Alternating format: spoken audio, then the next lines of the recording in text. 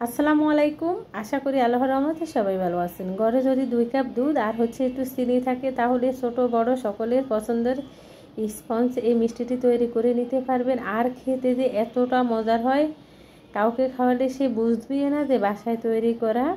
তো আমি এখানে হাফ লিটার দুধের ছানা নিয়ে নিচ্ছি। ছানার ভিডিও আমার চ্যানেলে দেয়া আছে, আপনারা চাইলে দেখে নিতে পারেন। তো এখন আমি এই ছানাগুলোকে ভালো করে হাতে ডলে নিব। আর আমি দুধ থেকে ছানা উঠানোর পরে 10 মিনিট ছানাগুলা সুতির কাপড়ে পেঁচিয়ে রেখে দিয়েছি।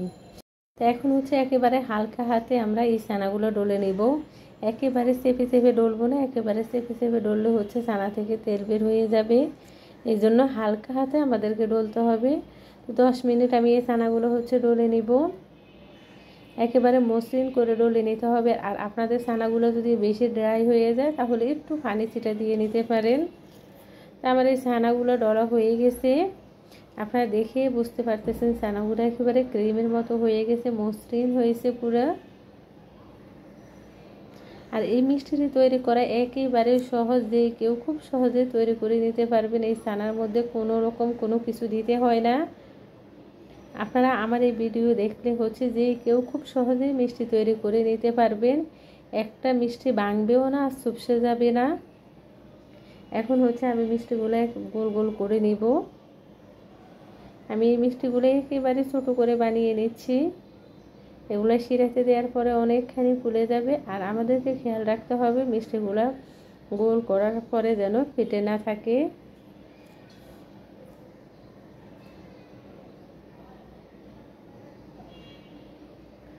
আমি সবগুলো মিষ্টি আগে গোল করে নিব বলের মতো। আমার মেয়ে এই মিষ্টিটা খুবই পছন্দ করে। বিশেষ করে আমি বাসায় যে মিষ্টিগুলো তৈরি করি তার খুবই পছন্দের, কিন্তু বাইরে থেকে মিষ্টি কিনলে সে খায় না। আমি সবগুলো মিষ্টি বানিয়ে নিয়েছি। এখন আমি শিরা তৈরি করে নিব। তা আমি একটা পাত্র নিয়েছি, পাত্রের মধ্যে দিয়ে দিব 2 কাপ চিনি। এখানে চিনিটা আপনারা একটু কমিয়ে দিতে পারেন। দিয়ে দিব 2.5 কাপ পানি।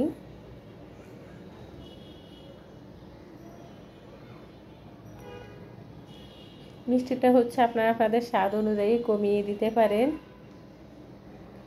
আমি পানির সাথে চিনি একটু মিশিয়ে এখন আমি চুলা অন করে দিব। আপনারা চাইলে শিরাতে একটু এলাচ দিতে পারেন, তবে মিষ্টির মধ্যে আমার এলাচটা ভালো লাগে না, এই জন্য আমি দেই নাই। তো শিরাটা হয়ে গেছে। এখন চুলা হাই হিটে রেখে ফুটন্ত শিরাতে আমি মিষ্টিগুলো দিয়ে দিব। এই শিরাটা 1 তার 2 তার কিংবা ঘন করা যাবে না, পাতলা শিরাতে আমাদেরকে মিষ্টিগুলো দিতে হবে। তবে মিষ্টি দেওয়ার পরে চুলা কমানো যাবে না। চুলা কমালেই মিষ্টিগুলো শক্ত হয়ে যাবে আর চুপসে যাবে।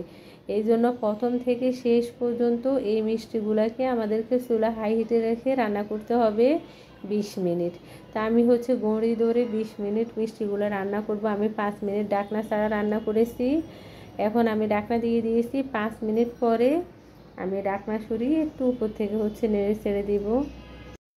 তো যখন শিরাটা উপরের দিকে এইভাবে উঠবে তখন শুধু ঢাকনাটা একটু সরিয়ে দিবেন, তাহলে আর শিরাটা পড়ে যাবে না।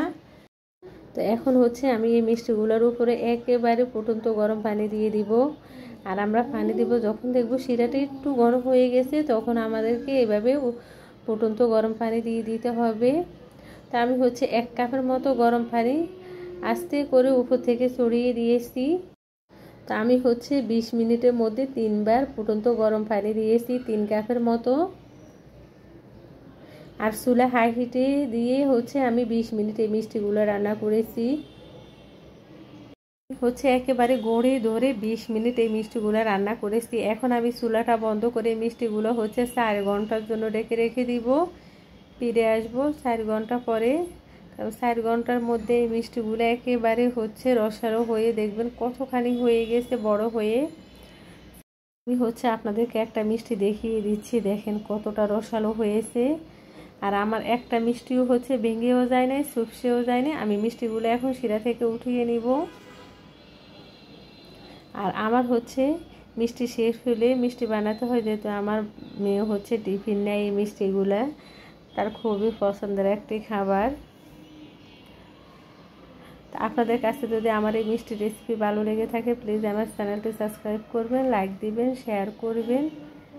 দেখেন কতটা রসালো হয়েছে, মাশাআল্লাহ, খেতেও আলহামদুলিল্লাহ খুবই ভালো হয়েছে। ভালো লাগলে প্লিজ চ্যানেলটি সাবস্ক্রাইব করবেন। সবাই ভালো থাকবেন, আল্লাহ হাফেজ।